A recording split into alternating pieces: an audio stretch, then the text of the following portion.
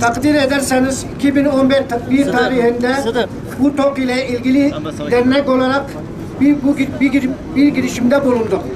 Dolayısıyla bu girişimimizle ilgili geçmişten tutun bugüne kadar bize katkı sunan beyefendilere huzurunuzda teşekkür etmek istiyorum. Değerli başkanımıza biz de çok teşekkür ediyoruz.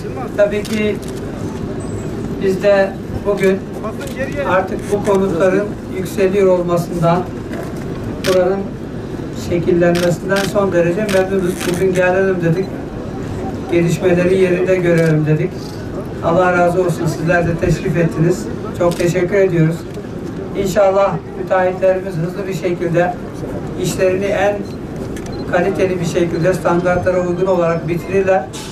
Ve Batman böylece çok güzel, yani hakikaten uluslararası standartlarda yeni bir yaşam alanına, yeni bir mahalleye, yeni bir semte, yeni bir, sizin tabirinizle neredeyse bir ilçeye tabii ki sahip olacak.